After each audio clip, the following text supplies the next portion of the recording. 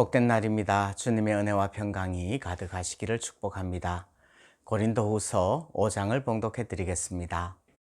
만일 땅에 있는 우리의 장막집이 무너지면 하나님께서 지으신 집, 곧 손으로 지은 것이 아니요 하늘에 있는 영원한 집이 우리에게 있는 줄 아느니라. 참으로 우리가 여기 있어 탄식하며 하늘로부터 오는 우리 처소로 덧입기를 간절히 사모하노라. 이렇게 입으면 우리가 벗은 자들로 발견되지 않으려 함이라. 참으로 이 장막에 있는 우리가 짐진 것 같이 탄식하는 것은 벗고자 함이 아니요 오히려 덧입고자 함이니 죽을 것이 생명에 삼킨 바 되게 하려 함이라. 곧 이것을 우리에게 이루게 하시고 보증으로 성령을 우리에게 주신 이는 하나님이시니라. 그러므로 우리가 항상 담대하여 몸으로 있을 때에는 주와 따로 있는 줄을 아노니 이는 우리가 믿음으로 행하고 보는 것으로 행하지 아니함이로라. 우리가 담대하여 원하는 바는 차라리 몸을 떠나 주와 함께 있는 그것이라. 그런즉 우리는 몸으로 있든지 떠나든지 주를 기쁘시게 하는 자가 되기를 힘쓰노라. 이는 우리가 다 반드시 그리스도의 심판대 앞에 나타나게 되어 각각 선악간에 그 몸으로 행한 것을 따라 받으려 함이라. 우리는 주의 두려우심을 알므로 사람들을 권면하거니와 우리가 하나님 앞에 알려졌으니 또 너희의 양심에도 알려지기를 바라노라. 우리가 다시 너희에게 자천하는 것이 아니요 오직 우리로 말미암아 자랑할 기회를 너희에게 주어 마음으로 하지 않고 외모로 자랑하는 자들에게 대답하게 하려 하는 것이라.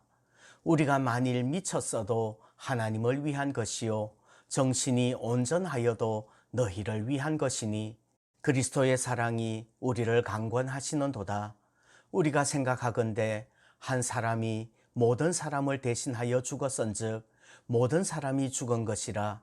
그가 모든 사람을 대신하여 죽으심은 살아있는 자들로 하여금 다시는 그들 자신을 위하여 살지 않고 오직 그들을 대신하여 죽었다가 다시 살아나신 이를 위하여 살게 하려 함이라. 그러므로 우리가 이제부터는 어떤 사람도 육신을 따라 알지 아니하노라. 비록 우리가 그리스도도 육신을 따라 알았으나 이제부터는 그같이 알지 아니하노라. 그런즉 누구든지 그리스도 안에 있으면 새로운 피조물이라. 이전 것은 지나갔으니 보라 새 것이 되었도다. 모든 것이 하나님께로서 났으며 그가 그리스도로 말미암아 우리를 자기와 화목하게 하시고 또 우리에게 화목하게 하는 직분을 주셨으니 곧 하나님께서 그리스도 안에 계시사 세상을 자기와 화목하게 하시며 그들의 죄를 그들에게 돌리지 아니하시고 화목하게 하는 말씀을 우리에게 부탁하셨느니라. 그러므로 우리가 그리스도를 대신하여 사신이 되어 하나님이 우리를 통하여 너희를 권면하시는 것 같이 그리스도를 대신하여 간청하노니 너희는 하나님과 화목하라. 하나님이 죄를 알지도 못하신 이를 우리를 대신하여 죄로 삼으신 것은 우리로 하여금 그 안에서 하나님의 의가 되게 하려 하심이라. 아멘. 오늘은 화목이라는 주제로 묵상하려고 합니다. 18절 말씀에 우리를 자기와 화목하게 하시고 또 우리에게 화목하게 하는 직분을 주셨다 이렇게 말씀합니다. 또 19절 말씀 보시면 하나님께서 그리스도 안에 계셔서 세상을 자기와 화목하게 하시고 그들의 죄를 그들에게 돌리지 아니하시고 화목하게 하는 말씀을 우리에게 부탁하셨느니라 말씀합니다. 그리고 20절에서도 그러므로 우리가 그리스도를 대신하여 사신이 되어 하나님이 우리를 통하여 너희를 권면하시는 것 같이 그리스도를 대신하여 간청하노니 너희는 하나님과 화목하라 이렇게 말씀을 합니다. 화목이 없다면 아무리 탁월한 사람도 실패한 인생일 거예요.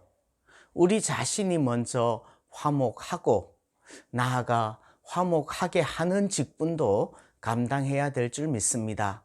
그래서 우리 자신이 평화의 도구로 쓰임받기를 원합니다. 그것이 피스메이커, 입니다. 먼저는 하나님과 화목해야 됩니다. 하나님과의 화목이 제일 중요해요. 어떻게 화목할 수 있을까요? 여러분, 하나님과의 화목을 깨뜨리는 것이 뭐죠? 그것은 바로 죄입니다.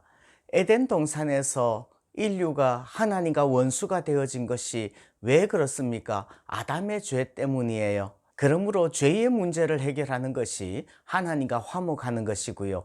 죄의 문제를 해결하는 것은 바로 예수 그리스도의 십자가의 보혈이죠. 죄를 알지도 못하신 주님이 우리를 대신하여서 십자가에 못 박혀 죽으신 것입니다.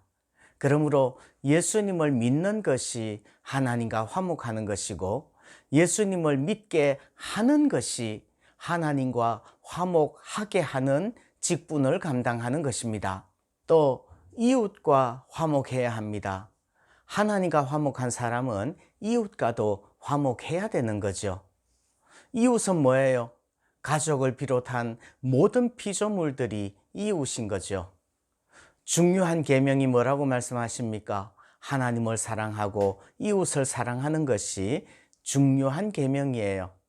그래서 데살로니가전서 5장 13절을 보시면 그들의 역사로 말미암아 사랑 안에서 가장 귀히 여기며 너희끼리 화목하라, 이렇게 권면합니다.